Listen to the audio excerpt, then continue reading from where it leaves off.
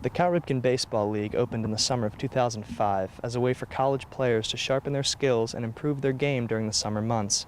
As the league has grown, improvements, such as lights for night games, has helped the Rockville Express zoom into first place.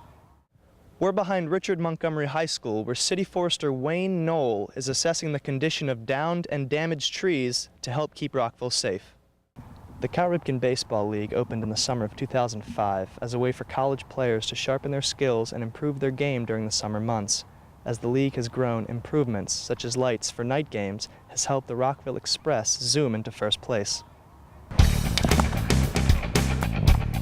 The city of Rockville has seen baseball played on its various fields since the Civil War.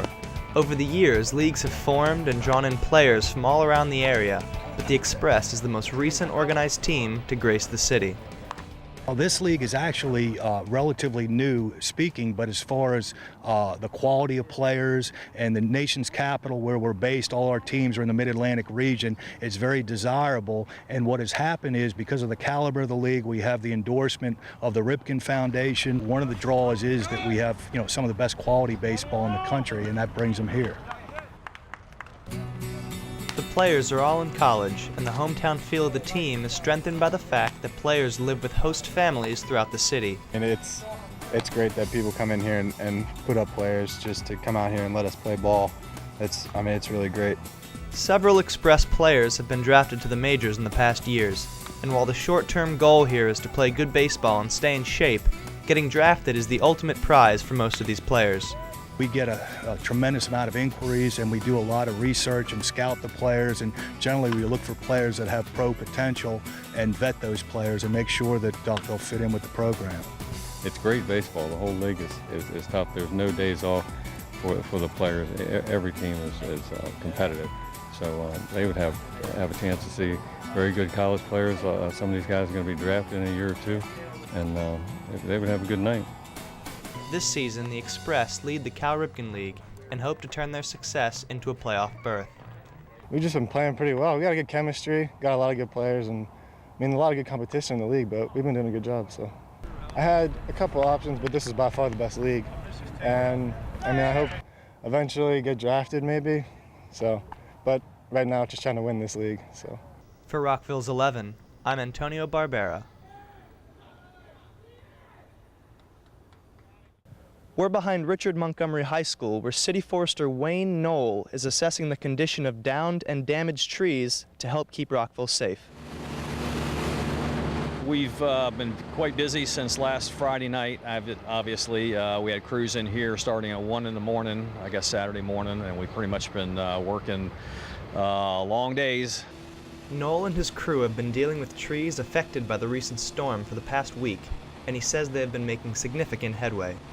We've been getting broken and the hazardous trees removed, broken and hazardous limbs removed, and I'd say we're probably 75% of the way along. As the cleanup process continues, Knoll advises residents to speak up if they still see affected or threatening looking foliage. If you're worried about trees that have been damaged in the storm, that are city trees, go ahead and also call those in so that we can, after we get the debris cleanup finished, we can go out and inspect those trees and prioritize pruning or removal of those trees as well. It would be a good idea if you have tree damage on your property, or even if you might not know you have tree damage on your property, it would be a good idea to hire a certified arborist to come and inspect your trees, just to look, even if you don't think you have any damage. If you have large trees on your property, I would have them inspected, make sure there's no cracks or broken branches or other structural defects in those trees that you might not notice for the untrained eye. Especially after a storm event, you really do want to get someone in there to take a look.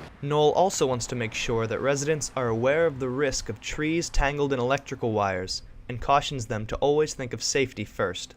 You should not do anything with the trees if there are wires down or a broken branch that's leaning into the wires. Don't touch it. Assume that wire is energized and assume that branch is energized. If it's touching the wire, that branch could also be energized. So be very, very safe. For Rockville 11, I'm Antonio Barbera. We have a real issue of jaywalking and people trying to cross the street in the middle of the block and trying to run across in front of traffic. There's businesses on both sides of the streets where people want to come to, and the crosswalks are down the block and up the block, but people are being too impatient. They're trying to cross the street in the middle of the block. So we have some very dangerous situations occurring. This area is a perfect case study for how the city implements the 3 E's, which stands for education, engineering, and enforcement. It involves multiple departments all working towards the same goal, to increase pedestrian safety. As we were conducting the interview, we saw many residents jaywalking, and one situation caught Chief Treshik's attention. She got off the bus at a bus stop, and she's an elderly woman. And instead of walking up the street to the signalized crosswalk, she tried to walk across the street, got stuck in the middle. And in the time that it took her to get all the way across the street, she could have easily have walked up to the crosswalk, got across the street nice and safe, and gotten to where she wanted to go. As it was, she put herself and the motorist in danger. Because 355 is a state road, the city does not have jurisdiction to make any changes. But by working with WMATA, Rockville has succeeded in eliminating a dangerous situation. So specifically here at the bus stop we're standing at, we had to coordinate with Montgomery County Ride-On and WMATA Metro Bus to actually relocate the bus stop about 350 feet north of where we're standing to the signalized Frederick Avenue crosswalk. There's a supermarket behind me, a number of commercial establishments here at the shopping center, and it's just a place that people want to be. And when they're in one location and they like to be across the street in the next, it's creates basically a desire line between the 2 locations, and that's why we have the jaywalking problem.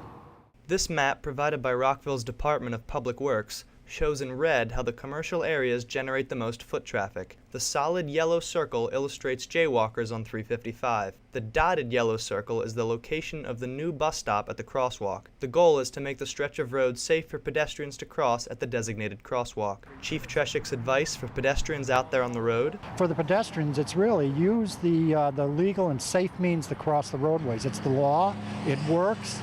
You can cross in a crosswalk and you're safe and secure, and you're not trying to run across a 4 or 5 lane highway to get somewhere. For more information on what the city is doing to keep pedestrians safe, go to rockvillemd.gov and search pedestrian safety.